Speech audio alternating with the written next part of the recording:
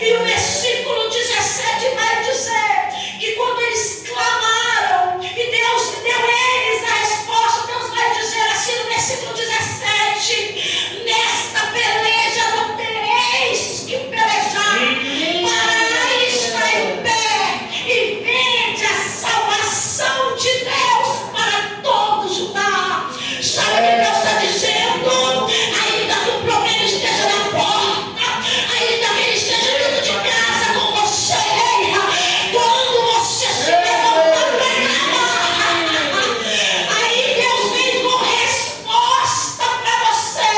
E muitas vezes Deus vai dizer: não precisa pelejar, parar e estar em pé. O que Deus está dizendo para eles? Ali era literalmente estar em pé. Mas eu posso colocar, aleluia, louvado seja Deus, conjecturar isso e dizer assim: ó, nesse problema fique em pé, não se, aleluia, não se lance, não aceite, erga a cabeça, faça como a congregação de Judá, ficar em pé, congregação, porque vocês nasceram para vencer e vocês não precisarão pelejar. Mas há uma segunda causa, que são as necessidades da alma. Eu diria, e eu posso dizer com convicção, que essa é a prioridade máxima e urgente da igreja. Embora as nossas necessidades pessoais sejam tão urgentes, necessárias, porque nós precisamos de Deus para nos ajudar a vencer os problemas e as guerras cotidianas, mas há uma necessidade mais urgente da igreja, que poderia evitar muitas dessas guerras pessoais que nós nem precisaríamos estar guerreando, que são o clamor pela necessidade da alma.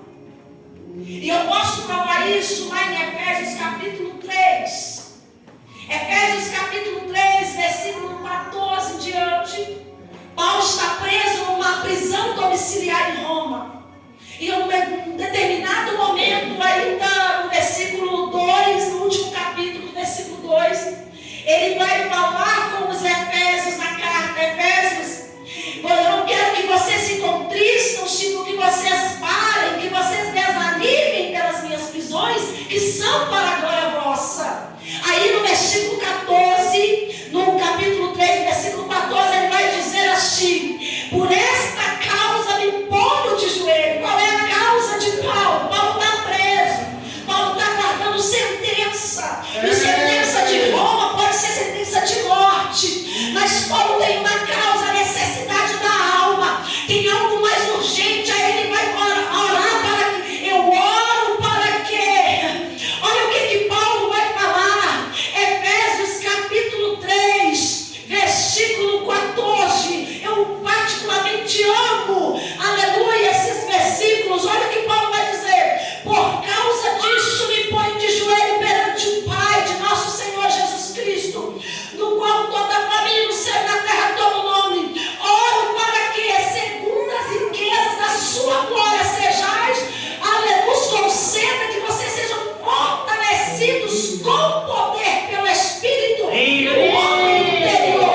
Sabe o que Paulo está falando? Ainda que esteja preso, algemado, guardado por quartetos de soldados, ainda que a minha necessidade cotidiana seja também uma necessidade urgente, mas eu vejo, aleluia, que é uma necessidade maior, que é a necessidade do clamor pela manutenção da alma. Aí Paulo vai falar assim: que vocês sejam fortalecidos no homem interior. Sabe o que eu aprendo aqui, igreja? Que se nós clamarmos com prioridade máxima pela necessidade da alma, muitas coisas do mundo cotidiano não, aleluia, serão resolvidas. Verdade, meu Deus. Tem coisas que você nem precisaria passar se você se preocupasse mais com a manutenção da tua alma. Jesus. Tem guerras que você venceria antes mesmo de você abrir a boca, só de você dobrar o joelho, se você desse prioridade para a necessidade da tua alma. Existem orações que precisam exceder a nossa necessidade necessidade cotidiana. Ainda que tudo esteja se acabando ao seu redor, se a minha alma há uma necessidade de compreensão maior, eu preciso orar diante da necessidade da manutenção da minha alma. Essa segunda causa que fala sobre a necessidade da alma, Paulo está clamando por uma igreja santa e inabalável. Paulo está diante de uma igreja bem doutrinada, a igreja de Efésios.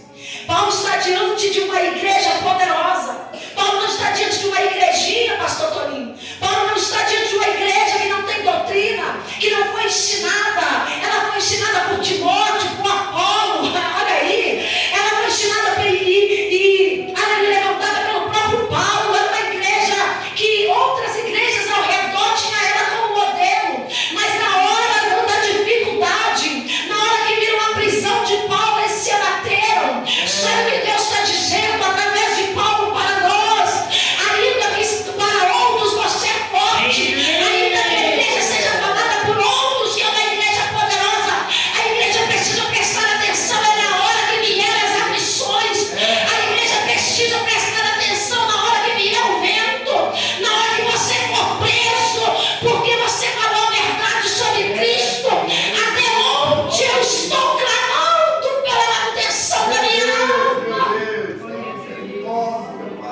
E Paulo ele vai dizer: eu clamo para que vocês sejam fortalecidos, sabe para quê? Para que Cristo habite em vós. Irmãos, uma igreja poderosa, como a igreja de Éfeso, era a mesma coisa de Paulo falar bem assim: vocês precisam abrir o coração para que Cristo habite, more. Sabe o que Paulo estava dizendo? Porque quando vier a aflição, a perseguição por causa do meu nome, vocês vão lembrar que o amor de Cristo está derramado em nossos corações e que Ele habita em vós. E é por causa dessa preciosidade que vocês estão passando pelo que vocês estão passando. A perseguição por fazer o que é certo, pela minha palavra, pelo Evangelho, pelo nome de Cristo, é porque Ele habita em vós. E Paulo continua dizendo: e oro para que estando arraigado, irmãos, raízes profundas, e ele diz assim: fundados em amor. Olha aqui, para que possa compreender perfeitamente com todos os santos, ou seja, para que não haja divisão na igreja, mas todos de uma forma unida possam entender o que é ser fortalecido por Deus, ter a habitação de Cristo na alma. Essa segunda necessidade é a mais urgente, que muitos não estão entendendo. E sabe o que Cristo, sabe o que o Espírito Santo revelou no meu coração a respeito disso? Resolva primeiro as causas, o que te colocou ali naquele problema, e o seu problema será resolvido. Se Judá primeiro se preocupasse em resolver a questão que os colocou ali no cativeiro, antes de pedir a Deus para que tirasse eles do cativeiro, primeiro resolvesse os problemas da alma, porque o que colocou eles ali foi o pecado. Resolva primeiro as questões que te colocou no problema, e os seus problemas serão resolvidos. Se é um problema na alma, se foi um pecado, resolva primeiro com isso.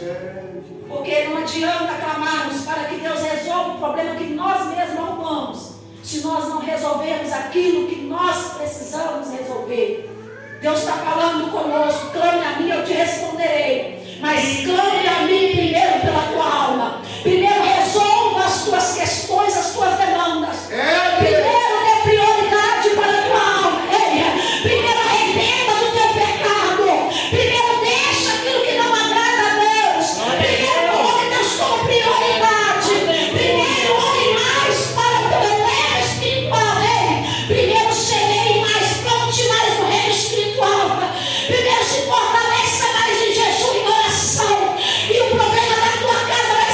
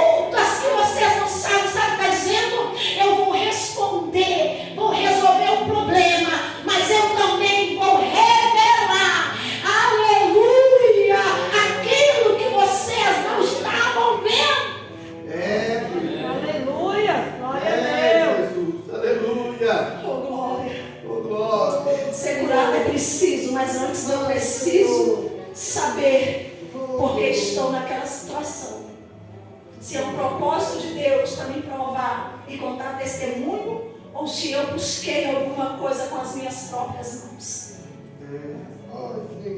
Eu preciso começar a fazer um balanço da minha vida. É preciso a igreja entender que a demanda da alma, a necessidade da alma, ela é urgência da igreja atual. Sempre foi.